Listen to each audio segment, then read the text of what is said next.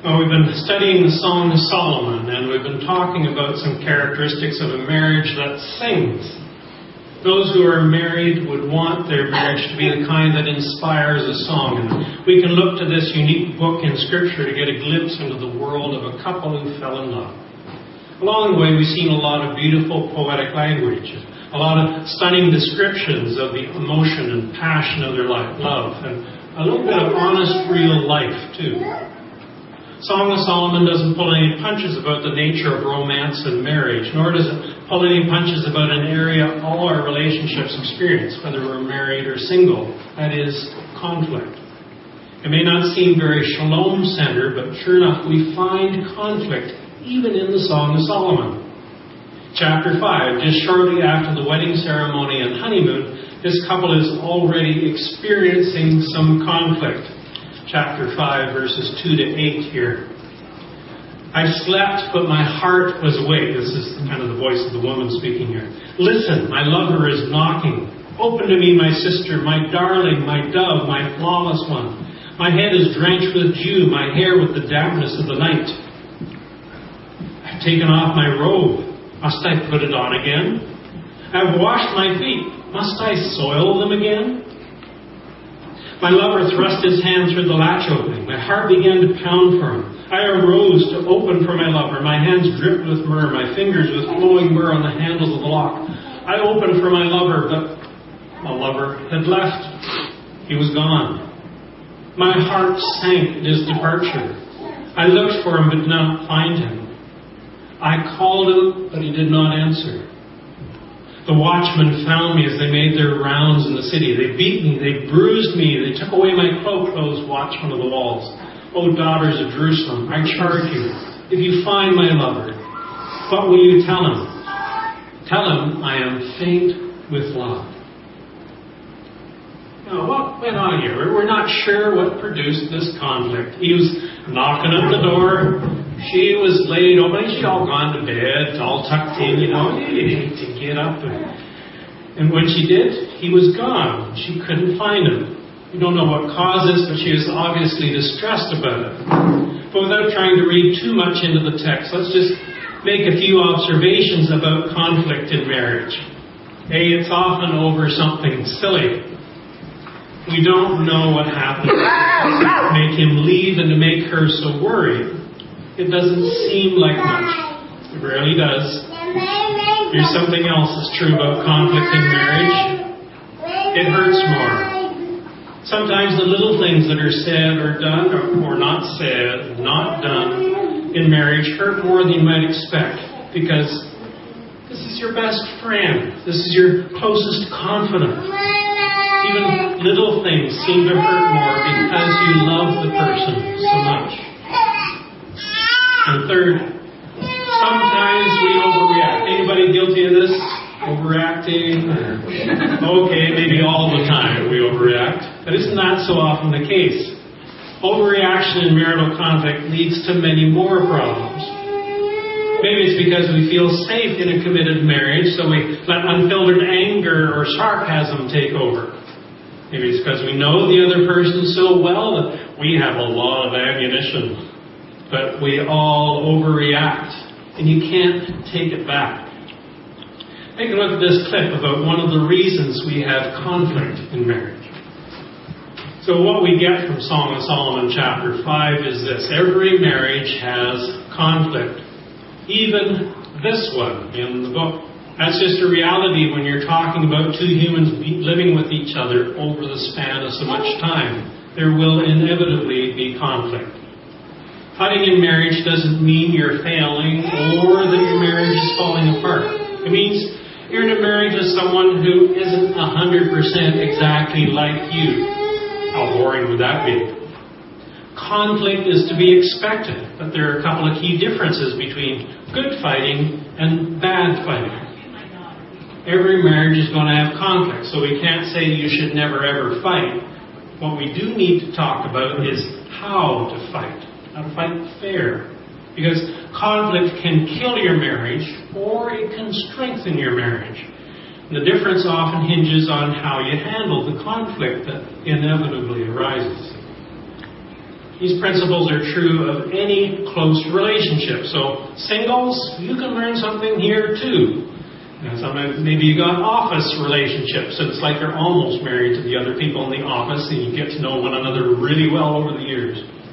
But marriage is the easy relationship to talk about because it's more intimate and often more stressful. The truth is, it's just a really close friendship, one in which you live together. So in your marriage and in your closest friendships, here are a few ways to handle conflict so that it strengthens the relationship and doesn't kill it. First, commit to the relationship. I submit to you. The first key to handling conflict well in your marriage seems pretty common sense, but it's to commit to the relationship. You're probably thinking, I'm already married, that's why I'm fighting. But having conflict in marriage is okay, as long as it's clear that you're committed to the good of the marriage, not just the good of yourself. If your spouse knows you care more about the marriage than about being right, it changes the tone of the conflict. If you care more about the marriage than being right, it not only helps the conflict come to a better end, it's actually going to reduce the amount of conflict in your marriage. Commitment is bedrock for a marriage. I'm always reminding couples in premarital counseling of what David and Vera Mace, founders of Marriage Enrichment Movement, said. There are 3 C's for a successful marriage: communication, commitment, and conflict resolution. So commitment is a key ingredient. That's the cement to bond things together. In Ephesians 5, Paul's famous passage on marriage, he says in verse 25, Husbands, love your wives just as Christ loved the church and gave himself up for her. And in verse 22, wives, submit to your husbands as to the Lord. That does not mean that wives robotically obey or give in to everything the husband does. It means that the two responsibilities have to work hand in hand. The wife submits to the husband as he leads and loves her in a Christ-like way. And the husband loves the wife selflessly because he knows she's willing to submit her desires to what will make the marriage succeed. The two work in tandem. Just before that, Paul said to all the Christians in Ephesus, submit to one another out of reverence for Christ. Can we read that all together? Submit to one another out of reverence for Christ. It's the same as what we were talking about with the children earlier. The same principle that guides all Christians in interacting with each other. Submitting to one another because that's what Jesus wants. Serving the other person in order to glorify Christ. That same principle applies to husbands and wives interacting with each other. Submit to each other out of a desire to make the marriage succeed. What would change in the way you handle conflict with your spouse if you truly cared more about the health and thriving of your marriage than about proving yourself right or getting your own way? Answer that question honestly. And don't point fingers in your head right now. It's not about what he or she, your mate, needs to do differently. It's about what you need to do differently. Conflict in marriage can help a marriage thrive if it's more about the marriage than about either spouse. If you can agree on those terms of engagement, you're going to take captive even this difference of perception in order to ultimately strengthen your relationship and enrich your understanding of the other person. It changes everything in the way conflict is handled. And it also reduces the times that a fight erupts over something silly. If it's about you and not the good of the marriage, it's not worth fighting about. Let's sum this part up in 4 simple words. I submit to you. Can we say that together? I submit to you. That wasn't that hard to say now, was it? Let's just do it now. We submit because we commit to the relationship. To be clear, this is not to say that abuse in any form ought to go unnoticed or unmentioned, to get glossed over. That absolutely is an issue that is for the good of the marriage. If you're in an abusive situation, don't keep quiet because you're trying to pursue the good of the marriage and not your own personal issues. The abuser needs to change in order to grow and mature in faith himself. That likely won't happen as long as you just knuckle under and perpetuate the cycle. The marriage can't thrive in those conditions, and abuse does need to be brought to light and handled appropriately. The second key in fighting fair in your marriage is to apologize. Sometimes the apology is over big things, and sometimes it's over little things. We already said that overreaction tends to be an issue in marriage. One of the biggest reasons for that is we bottle up a lot of little things and then explode over the last straw. In counseling, it can be known as gunny sacking. Storing up one thing after another in the burlap bag or the gunny sack, and then suddenly there's that one last thing, and dump! Out comes the whole sack of pent-up frustrations on the surprised recipient. There are tons of little things your wife or husband does, says, or doesn't do that can bother you from time to time. And same with her or him. Probably many more things. That's just life with another human being. But over time, we come to realize what we do that she or he doesn't appreciate. And an important factor in handling conflict in a Christ-like way is to apologize first. Don't tell him or her they just have to deal with it. Don't just hope they don't notice. We can apologize for not submitting ourselves to our Maker. Sometimes it's little things, and sometimes it's bigger things. And it's so hard to be the first one to apologize. That's one of the most important things you can do for a thriving marriage. Pursuing the good of the marriage means you are so concerned with the health of the marriage, with the good of your spouse, that you humble yourself to make an apology. Don't wait to get caught. Don't try to win an argument. Don't bring up the past or try to excuse your behavior because of theirs. And don't use the silent treatment. Apologize. Those two words, I'm sorry, can save so much heartache, so much loneliness, so much stress, and so many angry words that can't be taken back. Look at Song of Solomon 5, verse 8b. Tell him, I am faint with love.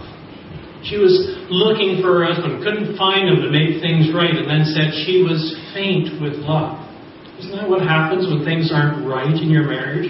Don't you grow faint? It wears on you, saps energy. Isn't it exhausting? When we choose to live with bitterness, to try to win arguments, to pursue our own desires, we create an environment in our marriages that produces stress, anxiety, unrest, bitterness. Faint with love. Yes, it takes a lot of courage and humility to apologize first, but it exacts a bigger toll on your heart to deal with that unresolved conflict in your marriage because of pride and selfishness. So this section summed up in just two little words. I'm sorry. Can we say that together? I'm sorry. Okay, you're tracking with me? Those first four words, you remember them? I submit to you. Now this section, I'm sorry. Good, you're getting the hang of it. Our third and final point is a real earthquake of revelation. Hang on here, fasten your seatbelts. Be nice to each other. That's Kyle Adleman's way of putting it. I thought it was a little bit more realistic. I phrased it, I'll be civil to you.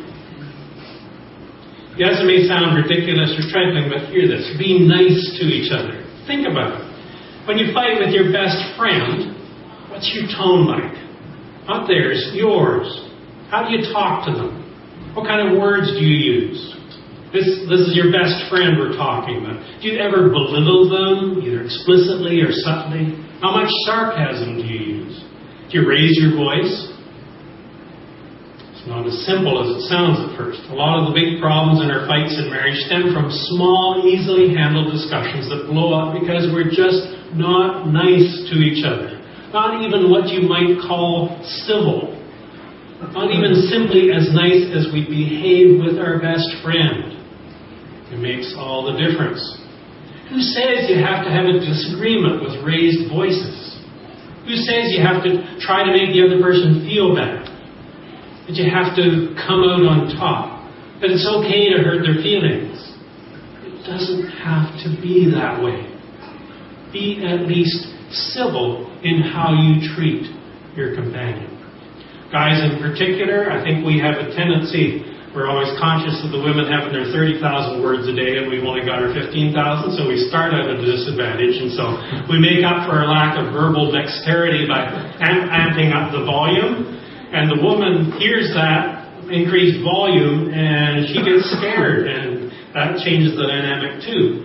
My dad was guilty of this unconsciously, not with my mum, but he and my uncle would get in a good discussion. And they'd be raising their voices and back and forth and that. And Mum would be out in the kitchen. She'd be kind of shaking. And they're mad at each other. They weren't mad at each other. They were just having a good discussion. But as men, we sometimes do that unconsciously, and that volume communicates something that we may not really mean. What character attributes ought to characterize Holy Spirit-filled Christians even when they're having a disagreement? What was it Paul wrote in Galatians about the fruit of the Spirit? Galatians 5:22-23. Let's read this one all together. The fruit of the Spirit is love, joy, peace, patience, kindness, goodness, faithfulness, gentleness, and self-control. Number 4 fruit there can also be translated forbearance. Forbear. Bear with each other's faults and imperfections. So use these fruit of the Spirit as a filter when you're in a disagreement with your spouse. Stop and ask yourself, does what I'm about to say reflect the fruit of the Spirit? You'd all be amazed at how much less tense our disagreements would be if we applied that filter. To sum up this part, 5 words: I'll be civil to you. Can we say that? I'll be civil to you. If you're feeling you can do it, say, I'll be nice to you, but I was trying to be realistic here. I'll be civil to you. So in review, if you can agree to pursue the good of the relationship and not your own selfish desires, I submit to you. If you can humble yourself to be the first to apologize, I'm sorry. And if you are truly nice, kind, gentle, and self-controlled when you speak, I'll be civil to you. The conflict in your closest relationships will change drastically. This matters so much. This isn't just about self-help, not about 3 steps to a happier life or about finding personal fulfillment. In fact, which of those 3 keys to fighting fair sounds like personal fulfillment? Which of those sounds happy or like they help you? The truth is, they don't. They're other-focused, other-supporting. Marriage is not about you. It's not about happiness or about self-fulfillment. It's about learning to sacrifice, learning to be selfless, to give up your desires, to serve someone else, to be humble. That's why that passage we mentioned earlier from Ephesians 5, Sherry read, is such a key passage about marriage. It's not about making you happy. Let's hear verse 25 again in a generalized way. Love the other person as Christ loved the church and what? Gave himself up for her. It's about reflecting the kind of love Jesus has for us. Modeling Him in our homes, our most private space. It's about giving yourself up for the good of someone else. It's about letting the Holy Spirit change you so that you speak kind words instead of angry kind words. When we do those things, we're letting Jesus live out His love through us, letting Him be reflected more and more in us. When we learn sacrifice, humility, and kindness in the way we interact with each other, we learn to be like Jesus. It's only His grace and goodness and love for us that can empower that within us, especially when we're disposed to get mad. When we act like Jesus in our marriages, people will begin to notice that it sounds a whole lot less like yelling and a whole lot more like a beautiful song. Let's pray.